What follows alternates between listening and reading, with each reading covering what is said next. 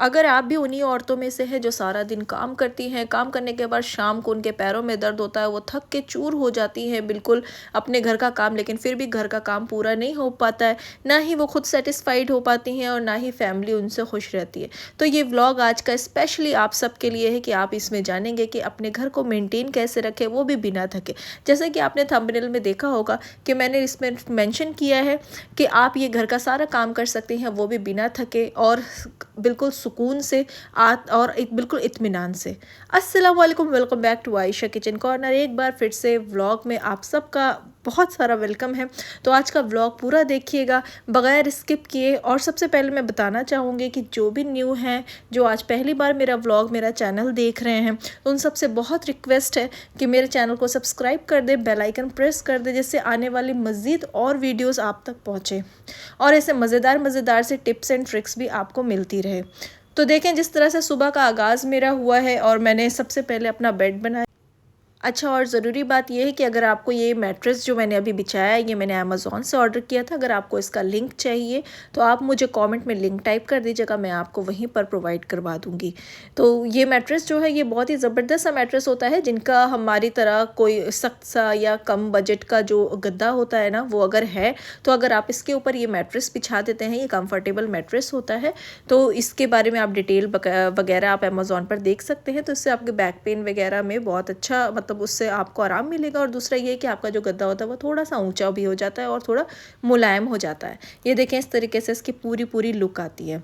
अच्छा, तो मैं बताना चाहूँगी आपको कि सुबह का आगाज़ मेरा इस तरीके से बेड बनाने का हुआ और इसके बाद ही मैं अपने आ गई थी फूलों की तरफ, पत्तियों की तरफ, कि मैं अपने पौधों को देख रही थी कि किस तरीके से आजकल ये बिल्कुल बेजान से हो गए थे ये बिल्कुल। तो क्योंकि मैं पिछले दिनों, जैसे आप सबको पता है कि मैं अपने ससुराल गई हुई थी, तो इनकी अच्छे से देखभाल नहीं हो पाई।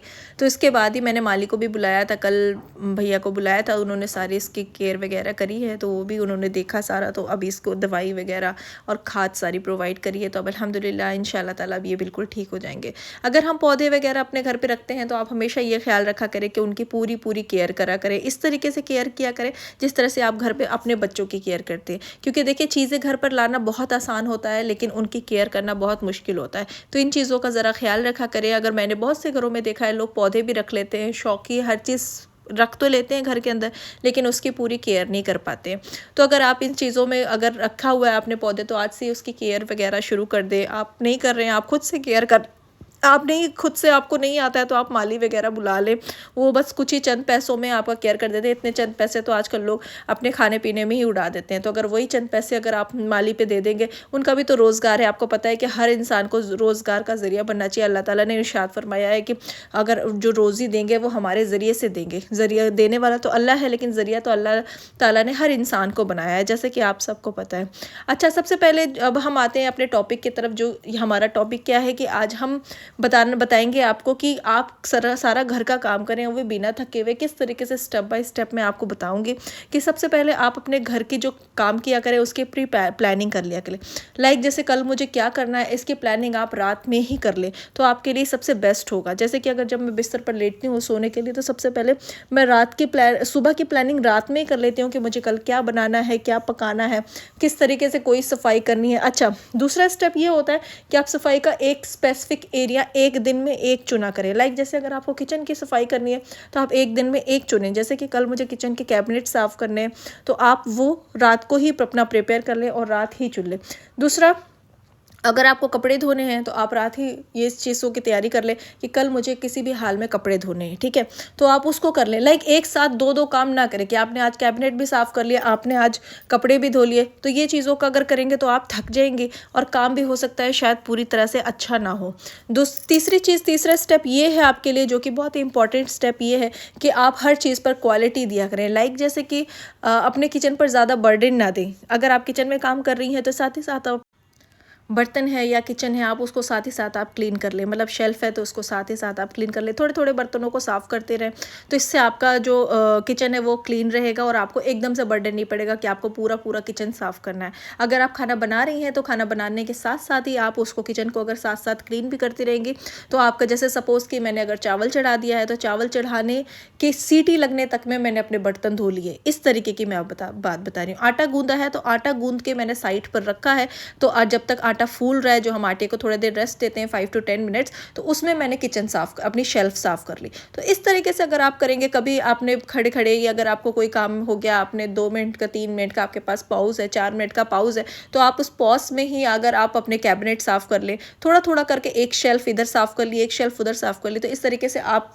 थकेंगे नहीं और आपका किचन भी बिल्कुल साफ़ रहेगा। ये तो हो गई बात किचन की। इसके बाद आप कमरे की भी इसी तरह के रूम से सफाई कर सकते हैं। आप ना एक दिन में एक रूम साफ़ कर लिया, दूसरे दिन में दूसरा रूम साफ़ कर लिया। मैं ये नहीं कह रही कि आप झाड़ू पोछा एक दिन में एक कमरे का करें। ये बात हो रही है डीप क्लीनिंग की, कि अगर आप डीप क्लीनिंग इस तरीके से करेंगे तो आप बिल्कुल थकेंगी नहीं और एक दिन में एक ही काम पकड़े। अगर आज आपने डीप क्लीनिंग करनी है तो डीप क्लीनिंग ही करें, आज आप कपड़े ना धोएं। तो इस तरीके से आप काम कर सकते हैं। अच्छा, चौथा स्टेप, जो फोर्थ स्टेप है, वो स्टेप ये आता है कि आप जब नहाएं तो अपने कपड़े कोशिश करें उसी वक्त धो लें। एटलीस्ट अपने बच्चों के और अपने कपड़े तो बिल्कुल ही उसी वक्त धो लें। इससे आपके ऊपर बर्डन बिल्कुल भी नहीं पड़ेगा। अच्छा, इसके बाद मैं आ गई थी बालकनी में अपनी, और बालकनी देख रही थी कितना आज का माहौल, बिल्कुल मौसम कोहरे कोहरे जैसा हो रहा था और मुश्किल होता है आजकल कपड़े धोना, आजकल कपड़े भी सूखने जो हैं वो बहुत ही ज़्यादा मुश्किल हो गए। तो उसके बाद फिर नहा धो के मैंने तो जो चंद कपड़े थे वो चंद कपड़ों को मैंने धोया और इसके बाद मैं किचन में आ गई थी। अब लंच की तैयारी कर रही थी, जो कि लंच की तैयारी के साथ साथ देखिए मैं किस तरीके से चीज़ों को रख भी रही हूँ, कि जो सूखे हुए बर्तन होते हैं वो इधर उधर रख देते हैं, फिर उसके बाद उसको मैनेज करना, फिर मैनेज भी करना पड़ता है। तो ये सारी चीज़ें देखिए किस तरह से मैं साथ में, जब तक कुकर का पानी सूख रहा, उसी के साथ साथ मैं ये सारी चीज़ें कर रही हूँ। मतलब मैं कोई स्पेशल उस काम के लिए नहीं गई हूँ, मेरे साथ साथ जो मुझे दिख रहा है मैं सामने सामने ही कर रही हूँ। मैंने बहुत सारे घरों में, बहुत सारे किचन में ये देखा है कि लोग उन चीज़ों को छोड़ देते हैं, सोचते हैं इसके लिए हम स्पेशल टाइम निकालेंगे। नहीं, आपने किसी चीज़ के लिए स्पेशल टाइम नहीं निकालना, आप उसी के साथ ही उस चीज़ को, उस काम को करते रहिए।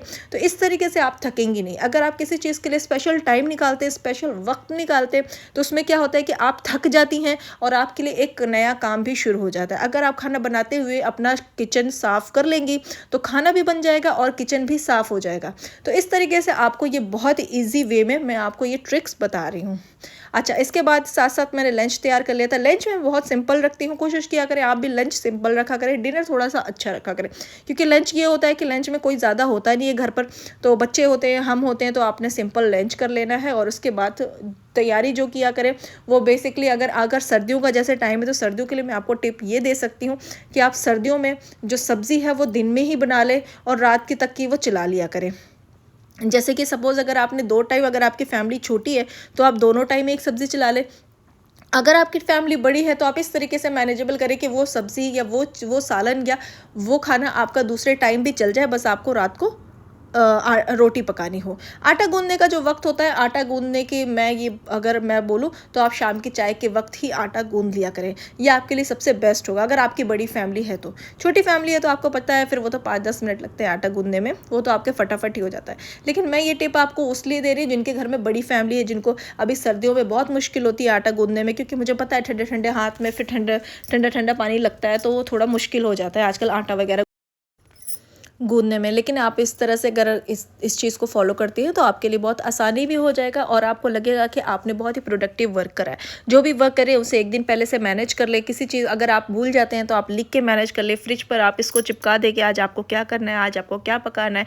आप अपनी मील की प्लानिंग वीक डेज़ में कर लें, पूरे वीक डेज़ की प्लानिंग कर लें आप, तो इस चीज़ों से आपके लिए बहुत ईजी हो जाएगा। यकीन माने अगर आप वीक की तैयारी अगर आप वीकेंड्स में कर लेती हैं ना तो आपके लिए बहुत ही ज़बरदस्त, मतलब बहुत ईजी हो जाता है। ये मैंने खुद आजमाया है। अगर आपकी बड़ी फैमिली और अगर आप इस तरह से करेंगे तो आप यकीन जानिए आप मुझे बाद में दुआएं देंगी। अच्छा, इसके बाद साथ ही साथ कपड़े भी धुल गए थे। देखिए किस तरह से मैंने साथ में ही पहने हुए जो कपड़े थे वो धो धो के मैंने साथ में रख दिए थे, और ये देखिए साथ में मैंने फैला दिए थे और ये फटाफट से सूख गए हैं। हाँ, सर्दियों के मौसम में ज़रा कपड़े धोना आजकल ज़रा मुश्किल हो जाता है, क्योंकि बात ये होती है कि ज़रा सा इसलिए क्योंकि कपड़े मोटे होते हैं और उन्हें सूखने में और उनको निचोड़ने में बहुत मुश्किल होती है। तो इन चीज़ों के लिए थोड़ी सी प्रॉब्लम होती है। मैं मानती हूँ कि कपड़े मैं ज़्यादातर अपने हाथ से ही धोती हूँ, अपने और अपने बच्चे के मैं हाथ से धोती हूँ। लेकिन अभी सर्दियों में मैं थोड़ा वॉशिंग मशीन में धोने लगी हूँ, क्योंकि कपड़े काफ़ी मोटे होते हैं और वो अच्छे से निखर भी नहीं पाते हैं। तो बस इस वजह से मैं वॉशिंग मशीन में लगा देती हूँ कि वो फटाफट फिर सूख भी जाएंगे, क्योंकि हाथ से फिर निचोड़ते नहीं हैं कपड़े उतने अच्छे तरीके से, मोटे कपड़े होते हैं और ठंड ज़्यादा होती है, तो मैं कम से कम टाइम लगाती हूँ कि नहाने में कम से कम टाइम लगाया जाए, बच्चा ज़्यादा देर पानी में ना रहे। तो क्योंकि इन चक्करों में बच्चा फिर पानी में रहता है, अभी छोटा बच्चा है, वो मुझे कपड़े धोते हुए देख आ जाता है पास में, तो इन चीज़ों से ज़रा सर्दियों से बचाना होता है, क्योंकि आपको पता है बच्चों को सर्दियों से बचाए, अगर बच्चों को सर्दियाँ लगेंगी, बच्चे परेशान होंगे, तो आप खुद भी परेशान होंगी, ना घर का खाना होगा, ना सही से कोई चीज़ सही से मैनेजेबल नहीं हो पाएगी। तो कोशिश करें बच्चों को सर्दियों से बचाएं। सबसे जो इंपॉर्टेंट चीज़ है वो यही है कि आप अपने बच्चों को सर्दियों से बचाएं, खुद खुश रहें, खुद भी सर्दियों से बचें, अच्छा खाएं, फ्रेश खाएं, घर का खाना खाएं, बाहर का खाना बिल्कुल ना खाएं, और इन चीज़ों से गरम गरम खाना खाएं, और कुछ होम रेमेडीज़ जैसे कहवा वगैरह रात को खाने के बाद ले लिया करें। तो और बच्चों को अच्छे गर्म कपड़े पहना के रखें, उन पर ध्यान दें कि उनका कोई कपड़े गीले तो नहीं है। अगर इस चीज़ों का आप ध्यान रखते हैं तो आपकी जो लाइफ है और आपकी जो ठंड है बहुत ही ईजी तरीके से निकल जाएगी। अच्छा, व्लॉग पसंद आया हो तो लाइक कमेंट शेयर ज़रूर करिएगा। मिलते हैं नेक्स्ट व्लॉग में, और इस तरह के मज़ीद व्लॉग देखने के लिए सब्सक्राइब करिए। अल्लाह हाफ़िज़।